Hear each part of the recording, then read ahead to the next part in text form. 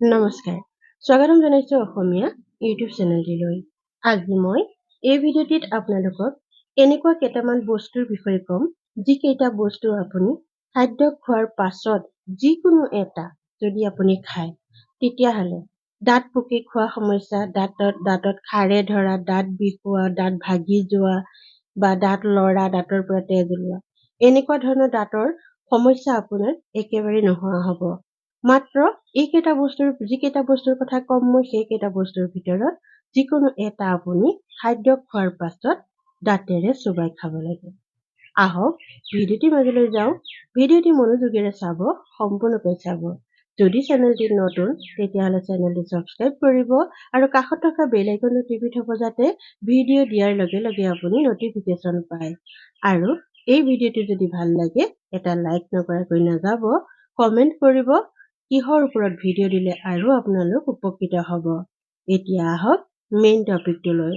Social মিডিয়াত এনেকুৱা কিছুমান ভিডিঅ' দেখিছে যে এবাৰ মাত্ৰ লগাওক আপোনাৰ দাঁতৰ যি সমস্যা, পোকে খোৱা সমস্যা, দাঁত বিষৰ, পোকে খাই দাঁতৰ বিষ, আমি পোকে খোৱা বুলি কওঁ, সেয়া লাগিলে যিয়েই ইনফেকশ্যন বা যিয়েই নহওক কিয়, বীজাণুৰ কাৰণেই হওক বা যি কাৰণেই নহওক কিয়, আমি পোকে খোৱা বুলি কওঁ। আমি ঘৰুৱা ভাষাত দাঁত পোকে খোৱা এনেকৈ কওঁ, নহয়নে? যাৰ কাৰণে নেকি আমাৰ দাঁতৰ মাজভাগ গাঁত হৈ যায় আৰু ক'লা হৈ যায়।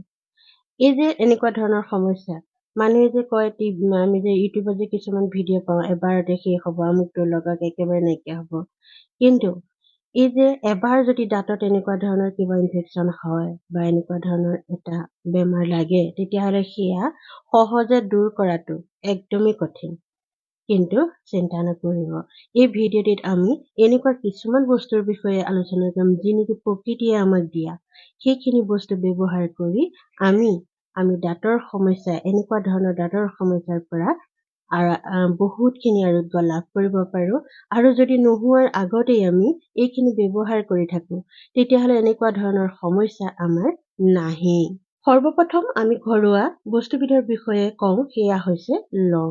মেডিকেল ৰিচাৰ্চত লঙত পৰীক্ষা নিৰীক্ষা কৰি এনেকুৱা এবিধ গুৰুত্বপূৰ্ণ কম্পাউণ্ড পোৱা গৈছে, যাক নেকি ইউজনেল বুলি কোৱা হয়। ইউজনেলত এণ্টিবেক্টেৰিয়েল আৰু এণ্টি ইনফ্লামেটৰী প্ৰপাৰ্টি যথেষ্ট পৰিমাণে গুৰুত্বপূৰ্ণভাৱে পোৱা গৈছে।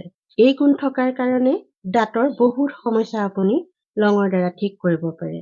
দাঁত বিষোৱা সমস্যা, দাঁতত কিবা কীটাণু লগাৰ সমস্যা বা যাক আমি পোকে খোৱা বুলি কওঁ তাৰ, বা দাঁতৰ বিভিন্ন ধৰণৰ সমস্যা আপুনি নিৰাময় কৰিব পাৰে। দাঁতৰ বিষৰ নিচিনা সমস্যা আপুনি নাইকিয়া কৰিব পাৰে এই লঙৰ দ্বাৰা।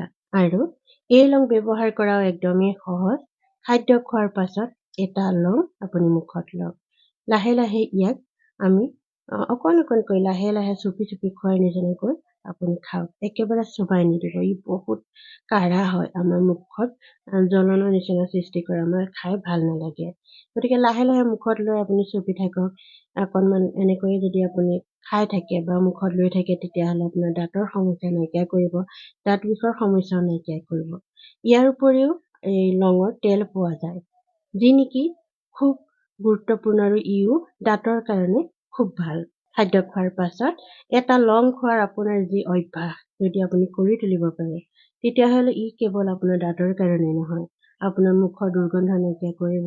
ঠাণ্ডা গৰম খালে আমাৰ দাঁতৰ যি শিৰচিৰণি হয়, তেনেকুৱা নিচিনা সমস্যা আপোনাৰ দূৰ কৰিব।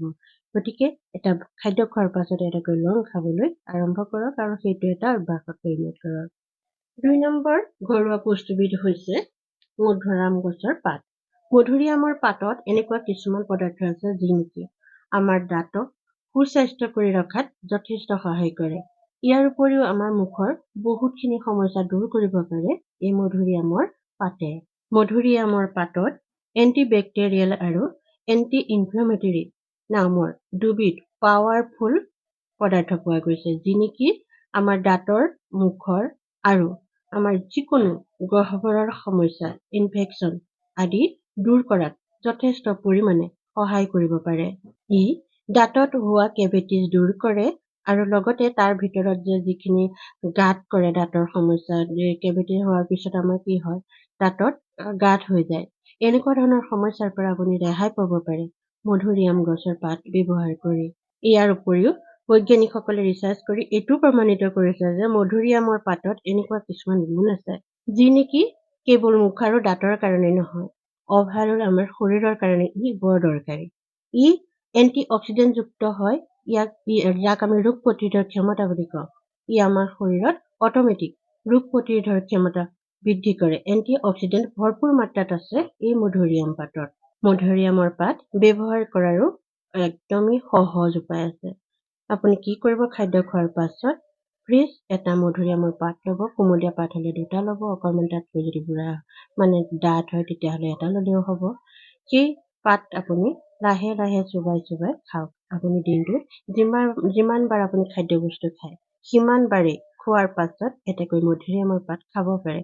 বেছিকৈ খালেও ইয়াই আপোনাক অকণো অপকাৰ নকৰে। ই কেৱল দাঁত আৰু মুখৰ কাৰণে নহয়, আপোনাৰ শৰীৰৰ সকলোখিনি সমস্যা দূৰ কৰিব, অৰ্থাৎ এণ্টি অক্সিডেণ্ট, যাক আমি ৰোগ প্ৰতিৰোধৰ ক্ষমতা বুলি কওঁ। ৰোগ প্ৰতিৰোধৰ ক্ষমতা যেতিয়া আমাৰ শৰীৰত বৃদ্ধি হ'ব, আমাৰ শৰীৰত সহজতে যিকোনো ৰোগ লাগিব নোৱাৰে। আৰু বিশেষকৈ যেতিয়া জ্বৰ জাহৰ মাজত বেছি গৰম হ'লে, বেছি ঠাণ্ডা হ'লে, তেনেকুৱা সময়ত যেতিয়া আমাৰ প্ৰাকৃতিকভাৱে যিখিনি আমাৰ ৰোগ হয়, জ্বৰ, পানী লগা, কাহৰ নিচিনা, তেনেকুৱা নিচিনা সমস্যাটো আপোনাৰ কাষিয়ে চাপিব নোৱাৰে। সেয়েহে ডেইলি এটাকৈ মধুৰিআমৰ পাত খাবলৈ লওকচোন, চাব ইয়াৰ কাৰণে আপোনাৰ শৰীৰত কি পৰিৱৰ্তন হৈছে দেখি আপুনি নিজে আচৰিত হৈ যাব। যদি আপুনি মধুৰিআমৰ পাত চোবাই খাবলৈ বেয়া পায়, তেতিয়াহ'লে কি কৰিব, 4-5টা মধুৰিআমৰ পাত ল'ব, 1 গিলাচ পানী ল'ব আৰু সেইখিনি মধুৰিআমৰ পাতখিনি সেই পানীতে মোহাৰি ক্ৰছ কৰি, অৰ্থাৎ অলপ মোহাৰি সোমাৰি তাতে আপুনি থেতেলিয়াই মেলি পানীতে দি দিয়ক। তাৰপিছত ভালদৰে উতলিবলৈ দিয়ক। 1 গিলাচ পানী আধা থকাত ৰাখি দিয়ক। সেই পানী গিলাছে আপুনি কি কৰিব, আপোনাৰ মুখখন কুলকুলি কৰক। এয়া কেৱল আপোনাৰ দাঁতৰ কাৰণেহে হ'ব, মুখৰ কাৰণে হ'ব, মুখৰ ইনফেকশ্যন, মুখৰ যিকোনো সমস্যা আপোনাৰ দূৰ কৰিব। কিন্তু যদি আপুনি ইয়াৰ পৰা প্ৰকৃততে প্ৰাকৃতিকগতভাৱে যিখিনি আমি এণ্টি অক্সিডেণ্ট পাব পাৰোঁ, সেইখিনি পাবলৈ হ'লে আপুনি এটাকৈ পাত চোবাই খাবই লাগিব। 2 নম্বৰ, দাঁতৰ একদম পাৱাৰফুল যিবিধ বস্তু সেয়া হৈছে, এয়া ছবিখন দেখিয়ে আপোনালোকে ধৰিব পাৰিছে, নিমৰ দাঁতোন। নিম গছৰ ঠাৰিৰ পৰা বনোৱা যিটো আমি দাঁত ব্ৰাছ কৰি ৰাতিপুৱা, সেই নিম গছৰ ডালেৰে যদি আপুনি দাঁত ব্ৰাছ কৰিবলৈ লয়, তেতিয়াহ'লে আপোনাৰ দাঁতৰ সকলো সমস্যা নাইকিয়া কৰিব। নিম গছত এণ্টি ইনফ্লেমেটৰী প্ৰপাৰ্টিৰ লগতে এণ্টি বেক্টেৰিয়েল প্ৰপাৰ্টিও বহুত বেছি পৰিমাণে পোৱা গৈছে, যি নেকি আমাৰ দাঁতৰ সকলো সমস্যা দূৰ কৰাত সহায় কৰে।